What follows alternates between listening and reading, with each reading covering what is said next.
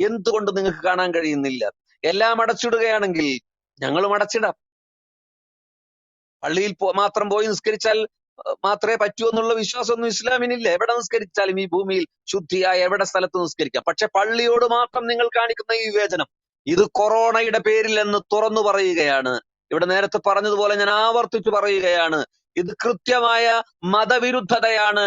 ഇത് മതനിരാസത്തിന്റെ ഒരാശയം, പ്രൊപ്പഗണ്ട ഞങ്ങൾക്ക് മേൽ അടിച്ചു കയറ്റുകയാണ് എന്ന് ഞങ്ങൾ പറയേണ്ടി വരികയാണ്. ഏതൊക്കെ ആളുകൾ രാഷ്ട്രീയത്തിന്റെ പേരിൽ ഇനി നാളെ ക്ലിപ്പിംഗ് ആയോ വീഡിയോ ആയോ അല്ലെങ്കിൽ ഇപ്പോ താഴെ ഇരുന്ന് കേൾക്കുന്നവരോ അവരൊക്കെ ഇതിന് മറുപടി പറയുകയാണെങ്കിൽ ന്യായം എന്താണ് ഞങ്ങൾ ചോദിക്കുന്നത്? ന്യായം എന്താണ്? ഇത് വികാര പ്രകടനമല്ല. ഞങ്ങൾ ഇത്രയും കാലം ഈ വികാരം കാണിച്ചിട്ടില്ലല്ലോ. പള്ളികൾ പ്രോട്ടോകോൾ വന്നപ്പോ അടച്ചിടാൻ ഇവിടുത്തെ നേതാക്കന്മാർ തന്നെയല്ലേ ആഹ്വാനം ചെയ്തിട്ടുള്ളത്? സന്ദർഭത്തിനനുസരിച്ച് പ്രവർത്തിക്കാനുള്ള വികാരം ഇവിടുത്തെ ജനതയ്ക്കുണ്ട്, ഇവിടുത്തെ പണ്ഡിത സഭകൾക്കുണ്ട്.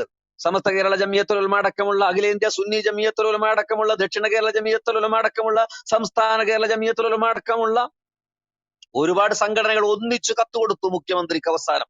അതിനു മുമ്പ് സമസ്ത നേരിട്ട് കൊടുത്തു. പല സംഘടനകൾ ഒറ്റക്കും അങ്ങനെയല്ലാതെ ഇമാം കൗൺസിൽ അടക്കമുള്ള സംഘടനകളൊക്കെ കൊടുത്തിട്ടുണ്ട്. എന്താണ് ഇതിന്?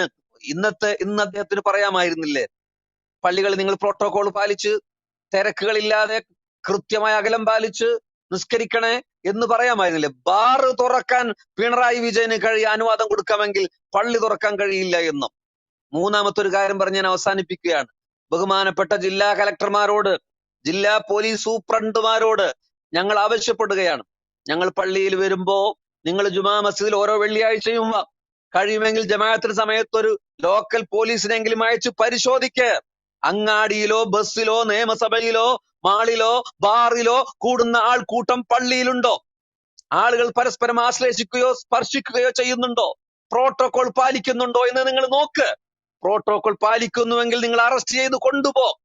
ഇത് പരിശോധിക്കാതെ പള്ളിയിൽ അങ്ങനെ ജനക്കൂട്ടമാണ് എന്ന് പള്ളിയിൽ ഒരിക്കൽ പോലും വരാത്ത ആളുകളാണ് കമന്റ് ചെയ്യുന്നത്. പള്ളി അടച്ചിട്ടാൽ സമാധാനം എന്ന് പറയുന്നത്. വിശ്വാസികൾ മാത്രം എല്ലാം ക്ഷമിക്കണമെന്നോ? വിശ്വാസികൾ ക്ഷമിക്കണ്ടേ എന്ന്? ഞങ്ങൾക്ക് നിങ്ങളുടെ ജീവനിൽ പേടിയുണ്ടോ? മുഖ്യമന്ത്രിയുടെയും മന്ത്രിമാരുടെയും ഈ ജനക്കൂട്ടത്തിന്റെയും ആയുസ്സിൽ ഞങ്ങൾക്ക് പേടിയുണ്ട്. നിങ്ങൾ പോകരുത്, എല്ലാം അടച്ചിടൂ. മുസ്ലിങ്ങളുടെ കാര്യത്തിൽ മാത്രം നിങ്ങൾക്ക് പ്രത്യേക ജാഗ്രതയുണ്ടെങ്കിൽ ആ ജാഗ്രത 4 മടക്കി അറബിക്കടലിലേക്ക് ഞങ്ങൾ വലിച്ചെറിയും. വ്യക്തിപരമായി ഞാൻ നിസ്കരിക്കാൻ ആരംഭിക്കുകയാണ്. അറസ്റ്റ് ചെയ്യുകയാണ്, അറസ്റ്റ് ചെയ്യട്ടെ. കേസാകണം, കേസാകട്ടെ.